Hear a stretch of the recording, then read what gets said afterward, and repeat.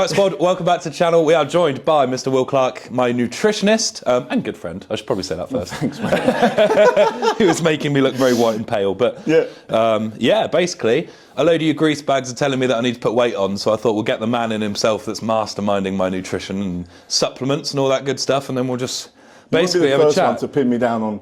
I've had family members call me before. Yeah. Yeah. But basically, like, just to put some of your minds at ease that we are trying to get bigger, and I'm a bit of a, I don't say I'm like a unique case, but like, I guess, I don't know, my nutrition's a bit different to most of your clients. I think, yeah.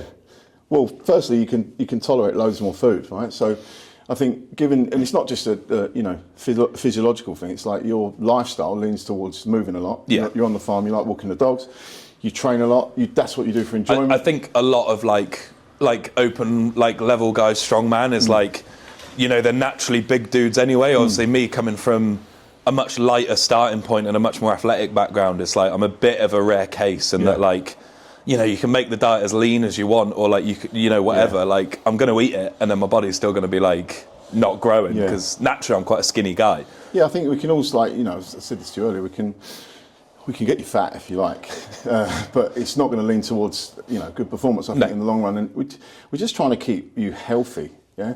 And I think a healthy human is far more capable than one that's like 100%. On the edge of, you know, pre-diabetes or, because this stuff happens, right? This stuff does happen if you overeat, certainly if you overeat the wrong stuff. And it's like, you know, we probably couldn't have fed you much more without you just being sick. So if we talk about the run up to Brits, like, let's talk about that. Like, what was I sort of on that last month leader? So the last month, and really it was like we kept tapering up the calories and the carbs, and I think we ended up, if my memory serves me right, you can check this because it's probably on your app, but it was like 6,000 calories on a training day. I'll put a little screenshot up. Yeah, somewhere there.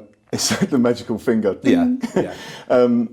6,000 calories, 900 carbs, right? Which is, you know, go and put 900 carbs out and look at it. You know, it's a lot, and especially what I wanted to do with you is keep, you know, sugars relatively low and try and feed you, you know, oats, rice and stuff. And look, it's you can rehash it as many times as you want. It's like, you know, it's hard to get that food in. Yeah. You know, it doesn't matter how you dress it up. It doesn't matter if you douse it in honey. When you're not hungry, you're not fucking hungry.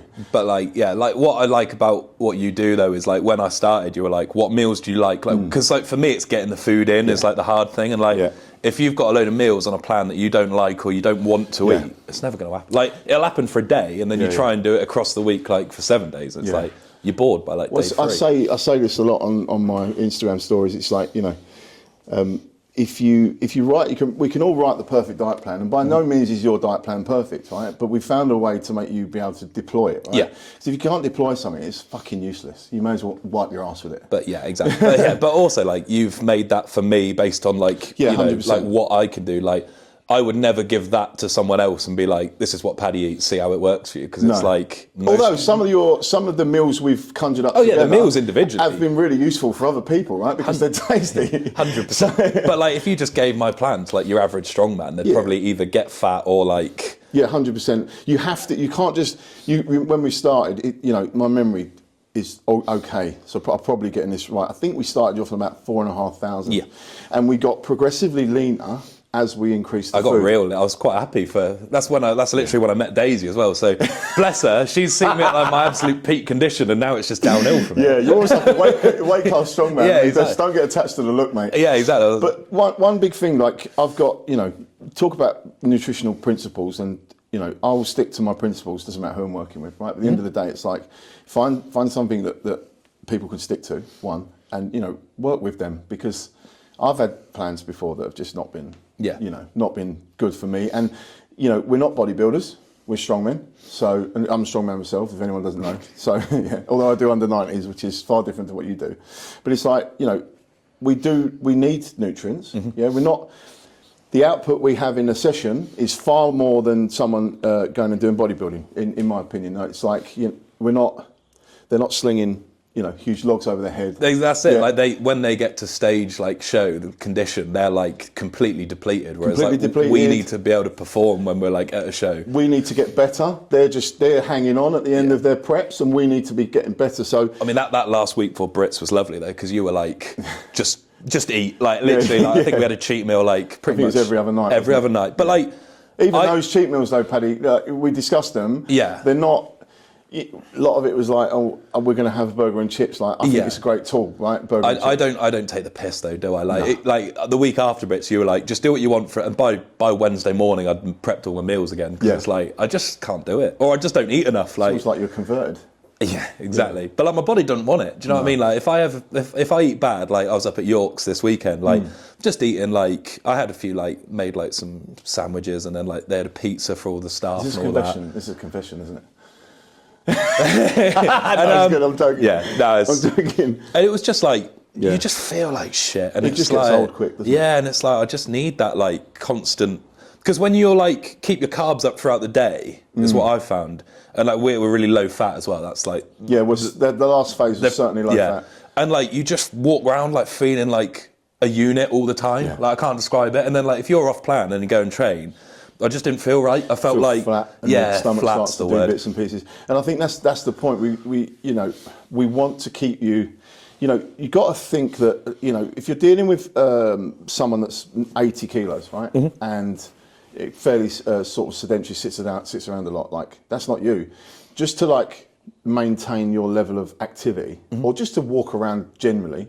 You're burning off more energy. Plus, your brain's really active, and like as we know, you're always thinking, you're always doing, and that can burn you up. Like it can burn up energy as well. So it's like we just want to keep you topped up throughout the day, and like as fluffy as it sounds, like you need to be happy. Yeah. Like this is, I just see so much going on, and so many.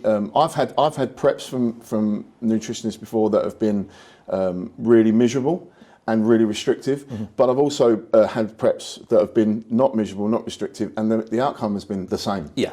So do we want to be miserable the whole time, or do we want to just be in a good mood the whole time? And I think we can get caught up in this optimal, mindset, where optimal is what you can do over a long period of time, not what you can do for 2 weeks. Yeah. So, I mean, there's no bells and whistles, mate. It's like, we work with what's in front of us, we communicate, and then that's. But you are, I mean, I've spoken to other nutritionists about you. We consult, we talk amongst ourselves. It's pretty freaky what goes on, and how much food you can actually handle and not really put on any weight. That's going to annoy so many people. Sorry, as well. guys. Like, I mean, look. At the end I of the wish day, it was a brag. Do you know what I mean? We'd love to see Paddy, 150 kilos. It'd be nice to see the number on the scale, but he'd feel like shit. So, wait 5 years maybe. Yeah, maybe 5 years. Well, I don't know. Let's just. I've got this 130 in my head. That, like, if we can get like near there for Europe's, maybe. Yeah. I don't know. Like, just.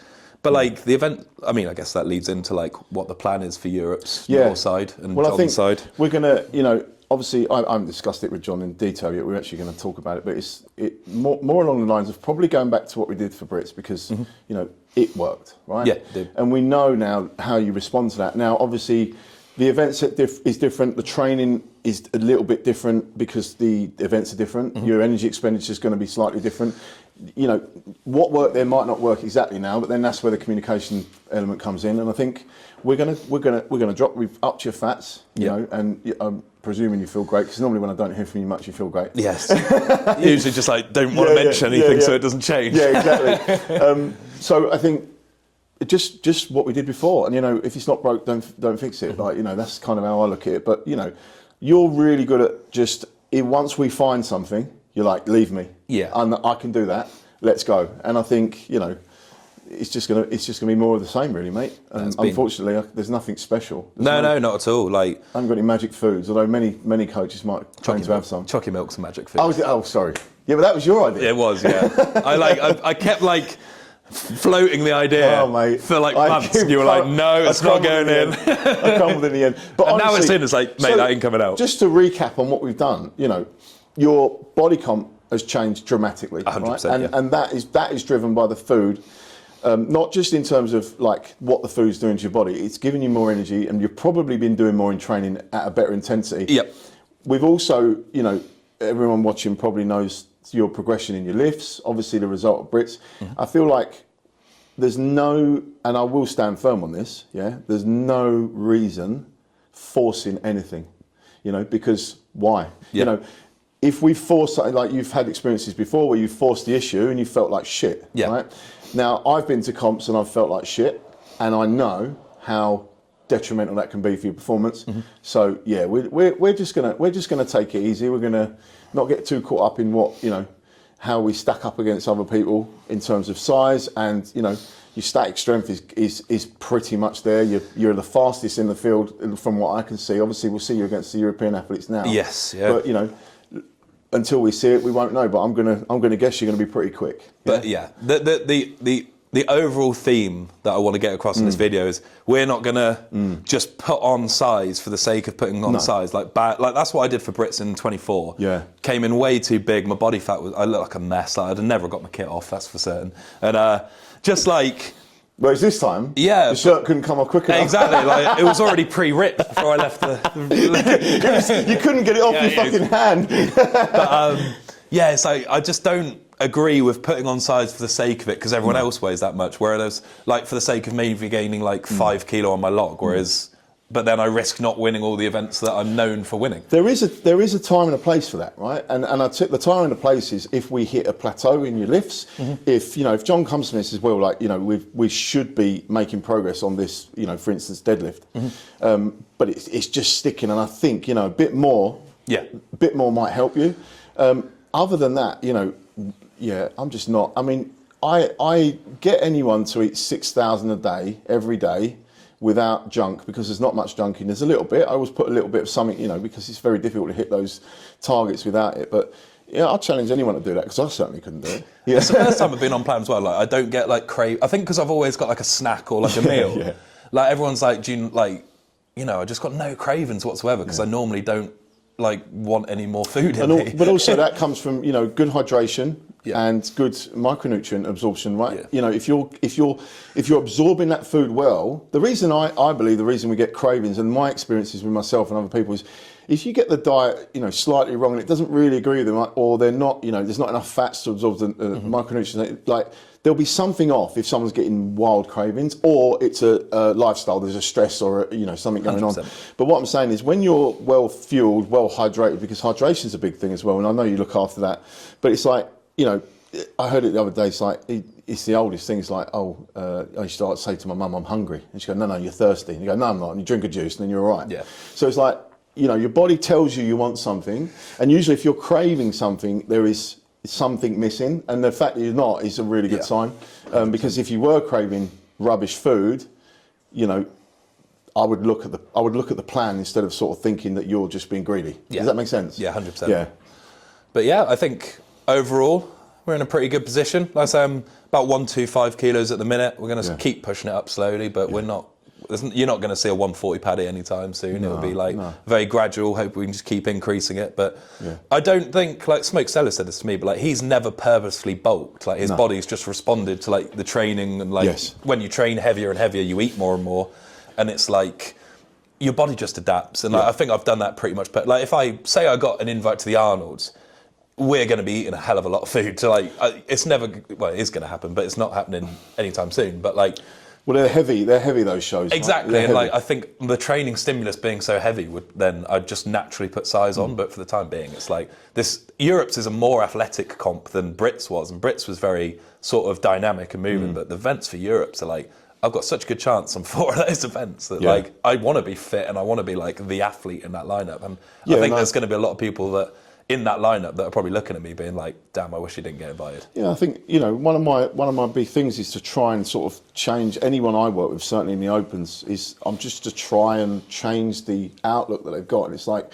you know, I remember when we had the conversation about weight and we were seeing where we were going, and I said to you, like, you know, let's look at what we've done with the current regime, and like, how's your performance, how's your recovery? And the answer to all those things, like, great. And it's like, you know, you've just answered the question, you know. And I think the sport as a whole is becoming more geared to, lucky for you, geared towards that stuff. From what we see at the moment, look, you know, we don't write the events; it can change at any time. But I think the big heavy shows seem to be Rogue, Arnold's, right, and the Giants route and World's Strongest Man seem to be more, you know, athletic based. And that's where we want to get to, really. That's the goal at the minute. So get me to Worlds first, and then we'll diversify from there. But that's the one. Get some plane tickets, mate. We're got some travelling to do. So Leeds, is it Leeds? Yeah, Leeds. 5th of April, First of Direct April. Arena. Tickets available.